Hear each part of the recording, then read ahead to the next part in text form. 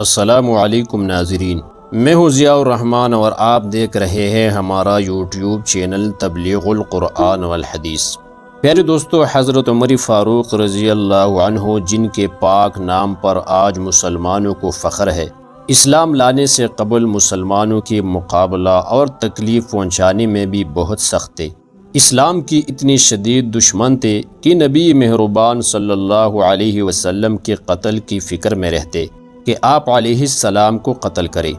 تو پیارے دوستو، آخر کار اسلام اور پیغمبر اسلام کے اتنے سخت دشمن کی دل کس چیز سے اتنا متاثر ہوا کہ انہوں نے اسلام قبول کیا اور اسلام اور پیغمبر اسلام اور مسلمانوں کا خادم بن گیا اور اسلام لانے کے بعد کیا مقام اور مرتبہ پایا۔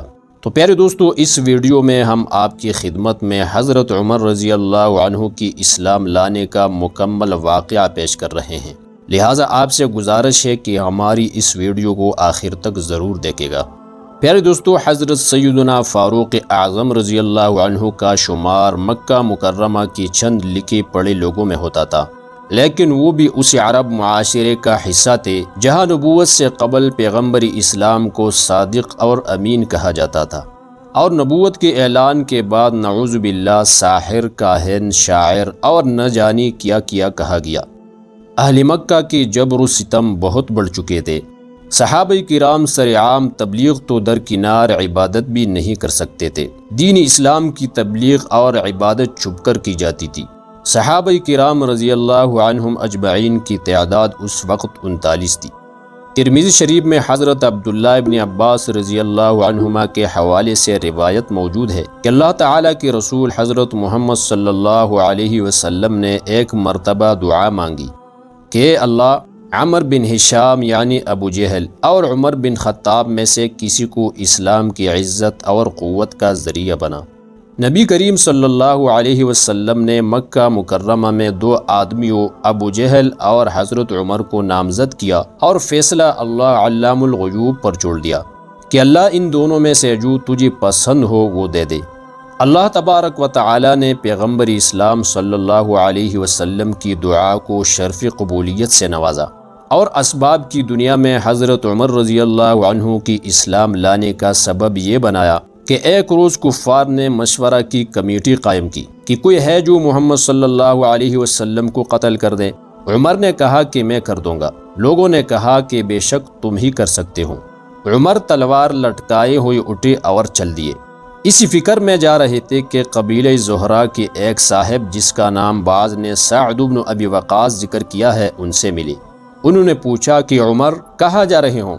کہنے لگے کہ محمد صلی اللہ علیہ وسلم کے قتل کی فکر میں ہوں۔ نعوذ باللہ، اس نے نئی دین کا اعلان کر کے مکہ والوں میں تفریق کر دی ہے، اس قصہ کو ختم ہی کیوں نہ کرو؟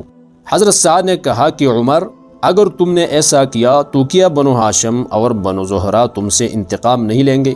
اس جواب پر حضرت عمر بگڑ گئے اور کہنے لگے کہ لگتا ہے کہ تم بھی اس نئی دین میں شامل ہو چکے ہو، یعنی مسلمان ہو چکے ہو، لا پہلے تجھ ہی کو نمٹا دو۔ یہ کہہ کر تلوار سونت لی، اور دوسرے صاحب نے بھی یہ کہہ کر کہ ہاں میں مسلمان ہو گیا ہو اور تلوار سنبھالی۔ دونوں طرف سے تلوار چلنی کو تھی کہ حضرت سعد نے کہا کہ پہلے اپنے گھر کی خبر لے، تیری بہن اور بہنوئی دونوں مسلمان ہو چکے ہیں۔ یہ سننا تھا کہ غصہ سے بھر گئی اور سیدھی بہن کے گھر گئی۔ وہاں حضرت خباب رضی اللہ عنہ دونوں میاں بیوی کو قرآن پڑھا رہے تھے۔ حضرت عمر نے باہر سے آواز سنی اور دروازہ پر دستک دی۔ اندر سے پوچھا گیا کون؟ عمر نام سنتی ہی سیدنا خباب رضی اللہ عنہ چپ گئے۔ عمر نے آتے ہی پوچھا تم لوگ کیا پڑھ رہے تھے؟ انہوں نے بات ٹالتے ہوئے کہا کہ ہم آپس میں باتیں کر رہے تھے۔ کہنے لگے میں نے سنا ہے کہ تم نئی دین میں شامل ہو گئے ہو۔ بہنوئی نے کہا کہ عمر، وہ دین تیری دین سے بہتر ہے، تو جس دین پر ہے یہ گمراہ راستہ ہے۔ بس سننا تھا کہ بہنوئی کو زمین پر دے مارا۔ بہن چھڑانے آئی تو اتنے زور سے اس کے چہرے پر تمانچہ رسید کیا کہ ان کی چہرے سے خون نکل آیا۔ وہ بھی آخر عمر کی ہی بہن تھی۔ کہنے لگی کہ عمر، ہم کو اس وجہ سے مارا جاتا ہے کہ ہم مسلمان ہو گئے۔ بے شک ہم مسلمان ہو گئی، جو تجھ سے ہو سکے وہ کر لے۔ بہن کے چہرے پہ خون دیکھ کر غصہ ٹھنڈا ہوا اور بہنوئی کو چھوڑ کر الگ ہو کر بیٹھ گئی اور کہنے لگے اچھا لاؤ دکھاؤ تم لوگ کیا پڑھ رہے تھے۔ بہن نے کہا تو ناپاک ہے اور اس کو ناپاک ہاتھ نہیں لگا سکتا۔ بہت اصرار کیا مگر بغیر وضو اور بے غسل کے دینے کو تیار نہ ہوئی۔ حضرت عمر نے غسل کیا اور سورہ طٰہٰ پڑھنی شروع کی۔ یہ پڑھتے جا رہے تھے اور کلام الہی کی تاثیر دل کو متاثر کیے جا رہی تھی۔ حضرت خباب رضی اللہ عنہ یہ منظر دیکھ کر باہر آئے اور کہنے لگے عمر، کل رات نبی کریم صلی اللہ علیہ وسلم نے بارگاہ خداوندی میں دعا کی تھی کہ اے اللہ، عمر بن ہشام یعنی ابو جہل یا عمر بن خطاب میں سے کسی کو اسلام کے عزت کا ذریعہ بنا، یا ان میں سے کسی ایک کے ذریعے اسلام کی تائید فرما۔ اے عمر، میری دل نے گواہی دیتی کہ یہ دعائی پیغمبر عمر بن خطاب کے حق میں پوری ہوگی۔ حضرت خباب رضی اللہ عنہ سے حضرت عمر بن خطاب رضی اللہ عنہ کہنے لگے کہ اچھا تو مجھے بتاؤ کہ حضرت محمد صلی اللہ علیہ وسلم کہاں ہے، میں ان سے ملنا چاہتا ہوں۔ انہوں نے کہا صفا پہاڑی پر واقع حضرت ارقم کے مکان میں قیام پذیر ہے۔ سیدنا عمر رضی اللہ عنہ چل پڑے۔ درے پر مقیم صحابہ نے جب دیکھا کہ حضرت عمر آ رہا ہے اور ہاتھ میں ننگی تلوار ہے تو گھبرائے ہوئی نبی کریم صلی اللہ علیہ وسلم کو بتایا۔ وہاں پر اللہ کے شیر اور اس کے رسول کے شیر حضرت حمزہ رضی اللہ عنہ بھی تھے۔ وہ فرمانے لگے آنے دو، اگر ارادہ نیک ہے تو خیر ہے، اور اگر ارادہ صحیح نہیں ہے تو میں اس کی تلوار سے اس کا کام تمام کر دوں گا۔ جب سیدنا عمر رضی اللہ عنہ وہاں پہنچے تو پیغمبر اسلام صلی اللہ علیہ وسلم پر نزول وحی جاری تھا۔ چند لمحوں بعد آپ صلی اللہ علیہ وسلم نے حضرت عمر سے فرمایا، اے عمر، تم کس چیز کا انتظار کر رہے ہو؟ کیا ابھی وقت نہیں آیا کہ تم اسلام قبول کر لو؟ بس یہ سننا تھا کہ فوراً کلمہ شہادت پڑھتے ہوئے دائرہ اسلام میں داخل ہو گئی۔ اصحاب رسول صلی اللہ علیہ وسلم نے حضرت عمر رضی اللہ عنہ کی اسلام لانے کی خوشی میں اس زور سے نعرہ تکبیر بلند کیا کہ صحن کعبہ میں بیٹھے ہوئے کفار اور مشرکین نے بھی سنا، اور اس نعرہ کی آواز سے مکہ کی وادی گونج اٹھی۔ ان کا مسلمان ہونا تھا کہ کفار کے حوصلے پست ہونا شروع ہو گئے، اور حضرت عمر رضی اللہ عنہ کی اسلام قبول کرنے کے بعد مسلمان مکہ کی مسجد میں نماز پڑھنے لگے۔ حضرت عبداللہ ابن مسعود رضی اللہ عنہ فرماتے ہیں کہ حضرت عمر کا اسلام لانا مسلمانوں کی فتح تھی، اور ان کی ہجرت مسلمانوں کی مدد تھی، اور ان کی خلافت رحمت تھی۔ اسی طرح حضرت صہیب بن سنان رضی اللہ عنہ فرماتے ہیں کہ جب عمر رضی اللہ عنہ نے اسلام قبول کیا تو اسلام کو غلبہ نصیب ہوا، اور ہم کھل کر اسلام کی دعوت دیتے، اور ہم حلقہ بنا کر بیت اللہ میں بیٹھتے تھے۔ ہم بیت اللہ کا طواف کرنے لگے، اور اب اگر کوئی ہم پر زیادتی کرتا تو ہم اس سے بدلہ لیتے تھے۔ پیارے دوستو، حضرت عمر رضی اللہ عنہ کی اسلام لانے کے بعد ان کا مقام اور مرتبہ کتنا بلند اور بالاتر ہوا سو وہ کسی سے پوشیدہ نہیں۔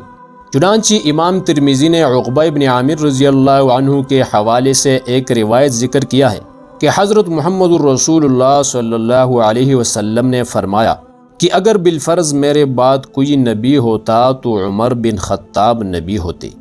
حضرت عبداللہ ابن عمر رضی اللہ عنہ سے روایت ہے کہ رسول اللہ صلی اللہ علیہ وسلم نے ارشاد فرمایا کہ اللہ تعالی نے حضرت عمر کی زبان اور اس کے دل میں حق رکھ دیا ہے۔